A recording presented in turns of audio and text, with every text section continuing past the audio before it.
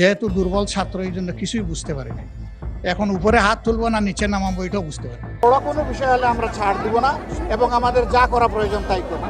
করে নবীর নামে গালিগালাজ করে এদের মৃত্যুদণ্ড, এই আইনটাও যেন বাংলাদেশের এই সংসদ থেকে পাশ করা হয়। হাজী এনসিপির ডাকে বাংলাদেশে আর কোনোদিন কোনো আন্দোলন হবে না, কারণ এনসিপি তার বিশ্বাসযোগ্যতা নষ্ট করে ফেলেছে।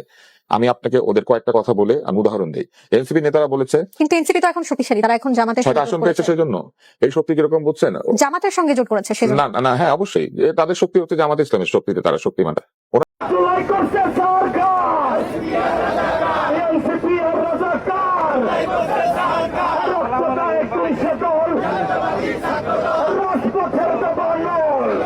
এনসিপি হচ্ছে 36 দিনের নেতা, আর বিএনপির এমনও কর্মী আছে 36 দিন রিমান্ড হয়েছে, ওরা তো হচ্ছে 36 দিনের নেতা। এরা হচ্ছে গলাবাজি করবে, গলাবাজি ছাড়া একটা কথা মনে রাখবেন, যার ওয়েট থাকে না সে হচ্ছে বড় কথা বলবে।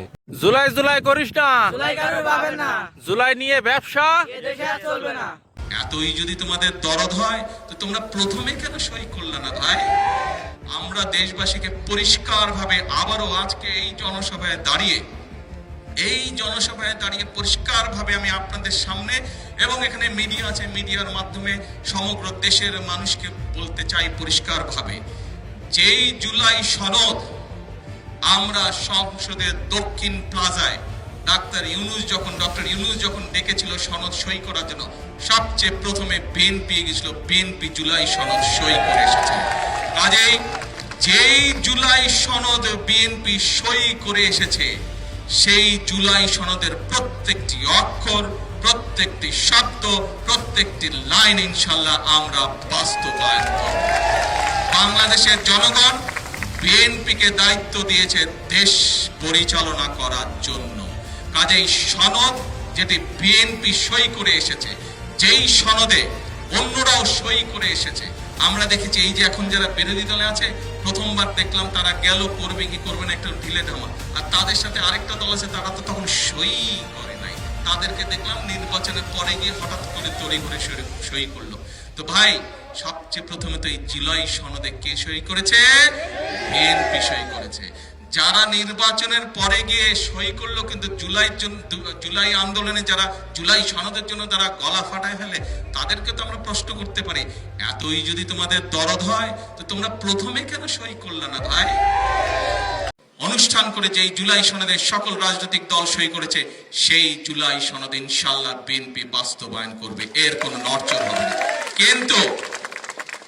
কিন্তু যারা বিএনপির খাল খনন, বিএনপির ফ্যামিলি কার্ড, বিএনপির কৃষক কার্ড, পেশাদার খেলোয়াড় তৈরি সহ এই সকল জনগণের জনকর্মসূচি, সেইগুলোকে বাধাগ্রস্ত করবে, বিএনপি জনগণকে সাথে নিয়ে তাদেরকে প্রতিহত করবে। আমরা তো ভাই, আপনারা দেশের মানুষ বিএনপিকে নির্বাচিত করেছে দেশ পরিচালনার জন্য, তাই তো বিএনপি সরকার গঠন করেছে না? এখন যাদেরকে মানুষ ভোট দেয়নি তারা তো বিরোধী দলে বসবে, তাই তো নিয়ম, সংসদের নিয়ম তো তাই। যাদেরকে মানুষ বেশি ভোট দেয়নি, অল্প ভোট দিয়েছে, তারা তো বিরোধী দলে বসবে। এখন এই বিরোধী দলে যারা বসলো, বসার সাথে সাথে আমরা দেখলাম, ওই যে মনে আছে স্বৈরাচার একবার বলছিল বিএনপিকে 1 মিনিটও ক্ষমতা শান্তিতে থাকতে দিব না, মনে আছে এই ডায়লগ? মনে আছে? এই যে খালেদা জিয়া যখন একবার সরকার গঠন করলো, তখন ওই পাশে যারা বিরোধী দলে ছিল তারা বললো যে 1 মিনিটও বিএনপিকে শান্তিতে থাকতে হবে, একদম সংসদে বলছিল, মনে আছে? একদম পত্রিকার পাতায় আছে। ও বাবা, আমরা দেখি যে এখন যারা বিরোধী দলে বসছে, এরাও একই কাজ শুরু করে দিয়েছে। ওই যে স্বৈরাচারের ভূত এদের উপরে আসর করে গেছে, আজকের পরিস্থিতিতে আপনার অভিব্যক্তি কি বলেন? রাজপথ দখল, ঢাকা শহর দখল, বিএনপি দখল করছে, বাংলাদেশ জাতীয়তাবাদী দল আজকে রাজপথ দখল করেছে। গতকালকে টাইম ম্যাগাজিন পত্রিকায় বিশ্বের সেরা 100 ব্যক্তিত্বের মধ্যে আমাদের মাননীয় নেতা, আজকে সংসদ নেতা এবং প্রধানমন্ত্রী জনাব তারেক রহমান সাহেবের নাম আছে এবং তিনি সম্মানিত হয়েছেন। তিনি সম্মানিত মানে দেশকে সম্মানিত করা, তিনি এই জাতিকে সম্মানিত করেছেন। আমি তার জন্য আমার তরফ থেকে, সংসদের তরফ থেকে তাকে আন্তরিক মোবারকবাদ জানাচ্ছি, ধন্যবাদ জানাচ্ছি। কারণ আপনি তো চিরকাল ক্ষমতায় থাকবেন না মাননীয় প্রধানমন্ত্রী। এই যে আইনটা, এটা আপনি সংবিধানে আপনি যাই লিখতেন, এই যে সংবিধান কমিশন, সংবিধান সংস্কার, আপনি আমাদের সিমেন্টিক শিখাইতেছেন সালাউদ্দিন সাহেব। সিমেন্টিক অর্থগত মানে সংস্কার না সংশোধন, সংবিধান কি করা যায় কি করা যায় না, সংবিধানের বিধিকে বিধি রাখা যায় না, অনুচ্ছেদ বলতে হয়, এবং বলতে গেলে আমার লাভ কি? আমি এখন মানবাধিকার কমিশনের কাছে গিয়ে চাইতে পারবো কিনা আমার একটা বিচার, আপনার সরকার যদি আমার পুলিশ যদি আমার সাথে আকাম করেন, যদি আমার গুম করে নিয়ে যায়, ওইটা বলে আপনি আমার সিমেন্টিক শিখান কেন? আপনার কি মনে হয় না আপনার চেয়েও ভালো সিমেন্টিক জানের লোক আছে? এটা তর্ক লাগাইছেন, আপনিও লাগাইছেন, শফিকুর রহমানও লাগাইছে, তারেক রহমানও লাগাইছে, সংবিধান সংস্কার সংশোধন। আশ্চর্য ঘটনা। এই যে জিনিসগুলি আপনারা এখন অবহেলা করতেছেন, ছুঁড়া ফেলতেছেন, 5টা 7টা 10টা, আসাদ ভাই, জনাব তারেক রহমান বড়জোর 20টা বিচারক নিয়োগ দিবেন হাইকোর্টে, তাই না? এই ধরেন এই নিয়োগ বিধিরে পাশ কাটায়, নিয়োগ বিধি না কইরা বড়জোর 20টা নিয়োগ দিবেন। এপিলেট ডিভিশনে বড়জোর আর 5 জন তুলবেন। কেউ এটা বলতেছেন যে আগামী ইলেকশনে যখন তত্ত্বাবধায়ক সরকার ব্যবস্থা ফিরে আসবে তখন কে সর্বশেষ অবসরপ্রাপ্ত প্রধান বিচারপতি হবে সেটা আপনারা অঙ্ক কষতেছেন। এই অঙ্ক কষতে গিয়া কিন্তু 15 বছর তত্ত্বাবধায়ক সরকার ব্যবস্থা বাইরে ছিল। ব্যারিস্টার মওদুদ আহমেদ উনি মরে গেছেন, উনি কিন্তু এই অঙ্ক কইসে জাস্টিস কে এম হাসানকে সর্বশেষ অবসরপ্রাপ্ত প্রধান বিচারপতি বাড়ানোর জন্য সংবিধান সংশোধন করে বিচারকদের বয়স 2 বছর বাড়াইছিলেন। হইছে শেষ রক্ষা 111 আসছে, আপনাকে 15 বা 16 বছর দেশের বাইরে থাকতে হয়েছে, 17 বছর, রাইট? 17 বছর দেশে থাকতে হয়েছে। সুতরাং যেগুলি করার আপনি মাইনেন না, ইউনূস সরকার এমনি করছে, এই অধ্যাদেশ দিয়ে করছে, এই আদেশ দিয়ে করছে, এগুলি মাইনেন না, কিন্তু কাজগুলি করেন। এগুলিকে ফালাই দিয়ে না, এগুলিকে বাতিল করে দিয়ে না।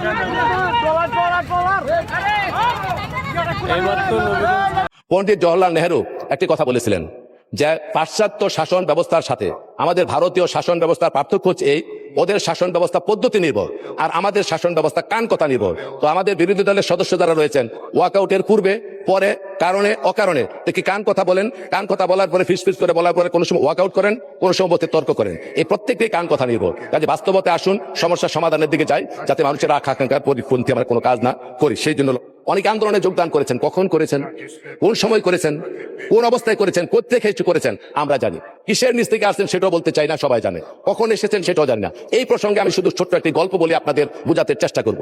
মাননীয় স্পিকার, এক শিক্ষক ছাত্রকে বলছে এদিকে আয়তো, বলে জি স্যার, বলে ওই বাড়ি থেকে একটা দাও নিয়ে আন। বলে কেন? বলে আমি ডাব খাবো। দাওটা নিয়ে আই, দাওটা কেটে ডাব খাবো। তখন বলে স্যার এখন যদি ডাব কাটার জন্য ওই বাড়ি থেকে দাও নিয়ে আপনার দিকে আসি, মানুষ মনে করবে শিক্ষকের দিকে দাবিত হচ্ছে দাও নিয়ে, বেয়াদব করবো, মানুষ বুঝতে পারবে না এই দাও আমি কেমনে আনি। তখন বলতেছে ঠিক আছে তুই আমি আনি, দাওটা শিক্ষক নিয়ে আস।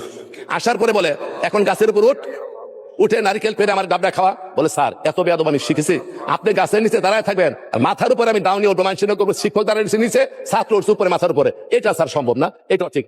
বলে ঠিক আছে এটা মানলাম। এখন শিক্ষক দাও আনছে, গাছের উপরে ডাবও কাটছে পাচ্ছে, এইবার বলে কি ডাবরা কাইটা খা। এখন বলতেছে স্যার কয়বার বেয়াদবি করে, 2বার 2টা কথা রক্ষা করি নাই, এইবার ডাবরা নেই, ছাত্র কাইটা ডাবরা খেয়ে ফেলছে। এখন ওই সম্মান দেখাতে গিয়ে যখন খালেদা জিয়াকে বন্দি করে, তারেক রহমানকে বিদেশে প্রেরণ করা হয়, হাজার হাজার লোককে খুন করা হয়, ইলিয়াস আলী উদাও হয়ে যায়, চৌধুরী আলম উদাও হয়ে যায়, জাকির উদাও হয়ে যায়, সুমন উদাও হয়ে যায়, এই সমস্ত আন্দোলন সংগ্রামের সময় যখন হত্যাকাণ্ড সংঘটিত হয় সেই ভাইদের কিন্তু তেমন একটা অঙ্গন আমরা দেখা পাই নাই। কাজে হাজারো রক্তের বিনিময়ে ধারাবাহিক আন্দোলনের 16-17 বছর যা চললো তার একেবারে শেষ এসে ডাব কাটার মতো সুযোগ বুঝে আপনারা এখানে অংশগ্রহণ করেছেন। এইখানে অংশগ্রহণ করে এই আন্দোলনকে কুক্ষিগত করার জন্য প্রতিদিনই সংসদে মাননীয় স্পিকার করে একটা কথা বলে, সনদ নিয়ে কথা বলে, সনদও বুঝি, ব্যাখ্যাও বুঝি, সংস্কার বুঝি, সংশোধন বুঝি, কিছু বুঝার কিন্তু বাকি নাই। অতএব মানুষকে বুঝতে দেন, সঠিক পথে আসেন, ধারাবাহিকভাবে কর্মসূচি পালন করার চেষ্টা করি। শৈবাল দিগিরে বলে উচ্চ করে শীত, লিখে রেখো এক বিন্দু দিলেন শিশির। আরে শিশিরের পাতা থেকে এক কোটা ফালায়া দিগিরে বলে মনে রাখিস বেটা, অথচ পুরা শৈবালের অস্তিত্ব নির্ভর করতেছে কোটা পানির উপরে, অথচ তারা ওই শিশির বিন্দুর মতো সর্বশেষ যোগদান করে এখন বিভিন্ন চিৎকার করছেন। এগুলি করার দরকার নেই, ভালোভাবে আছেন, সুন্দর করে আছেন মাননীয় স্পিকার, উভয়ে মিলে এসে দেশকে গড়ে তুলতে চাই, সেই সহযোগিতা আপনাদের কাছে কামনা করি। হঠাৎ করে ওয়ার্কআউট, হঠাৎ করে দিকে দিক তাকানো, কান কথা, এগুলি বাদ দিয়ে মানুষের কল্যাণে আমরা সকলে কাজ করতে চাই। মাননীয় স্পিকার, আমি একজন কৃষক, আমার পূর্বপুরুষ সবাই কৃষক ছিলেন, আমি ছোটবেলা থেকে কৃষি কাজ করি। আমাকে কৃষক কার্ড দেওয়ার মাধ্যমে স্বীকৃতি পেয়েছি, এতে আমি খুবই খুশি। প্রধানমন্ত্রী তারেক রহমানের হাত থেকে কৃষক কার্ড পাওয়া সেই কবির হোসেন কখনো প্রাইভেট কারের উপর বসে আছেন, কখনো সুইমিং পুলে সাঁতার কাটছেন, কখনো আইফোন হাতে পোজ দিয়ে ছবি পোস্ট করছেন, আবার কখনো দেশের বাইরে ঘোরাঘুরি করছেন। এমন কিছু ছবি সামাজিক যোগাযোগ মাধ্যম ফেসবুকে ছড়িয়ে পড়তেই তীব্র সমালোচনা করে নেটিজেনরা। কেউ প্রশ্ন তুলছেন এই ব্যক্তি কিভাবে প্রান্তিক কৃষক হয়ে কৃষক কার্ড পান, কেউ কেউ দাবি করছেন তিনি পদধারী কৃষক লীগের নেতা।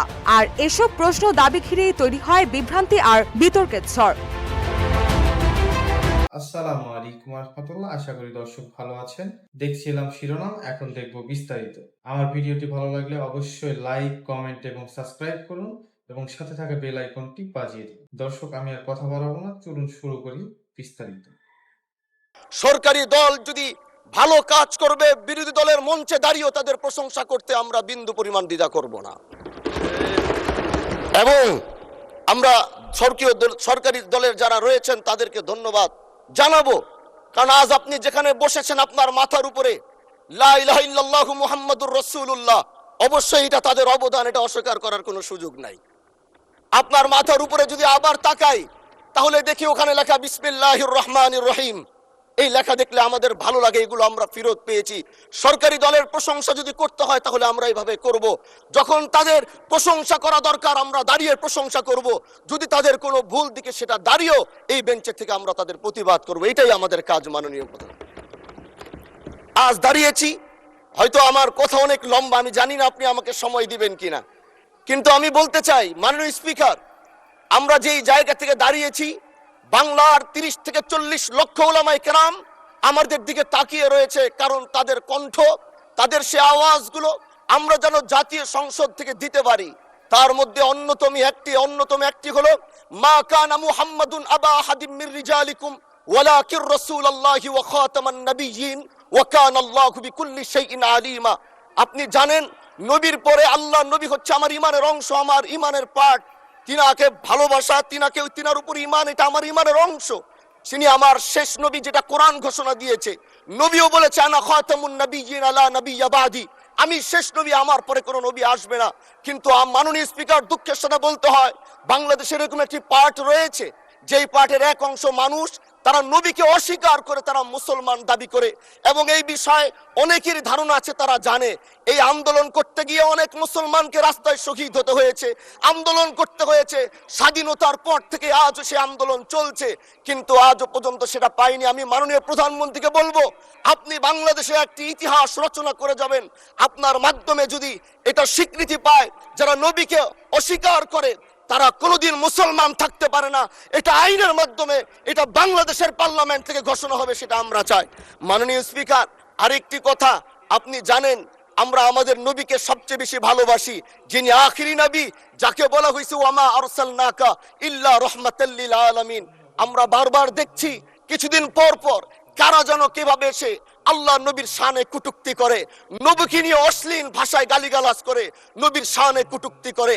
এই আন্দোলন, এই সংগ্রাম করতে গিয়ে আপনিও মাননীয় স্পিকার দেখেছেন রাস্তাঘাটে আন্দোলন করতে গিয়ে কত মানুষ মৃত্যুবরণ করেছে।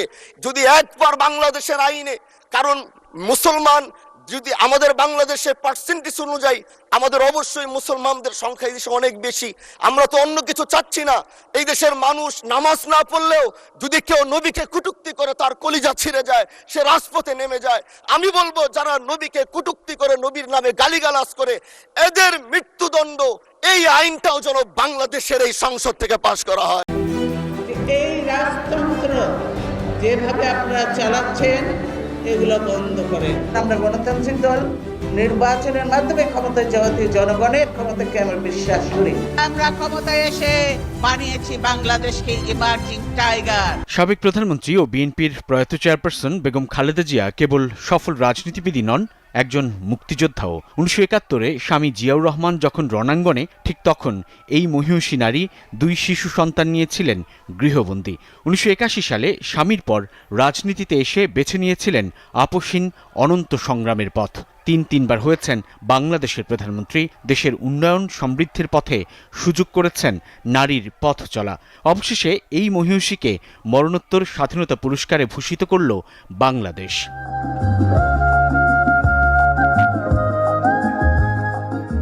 ওসমানী স্মৃতি মিলনায়তনে রাষ্ট্রীয় আয়োজনে প্রধান অতিথি তাঁরই সন্তান প্রধানমন্ত্রী তারেক রহমান। তাঁর হাত থেকেই দাদির পুরস্কারটি গ্রহণ করেন নাতনি জায়মা রহমান।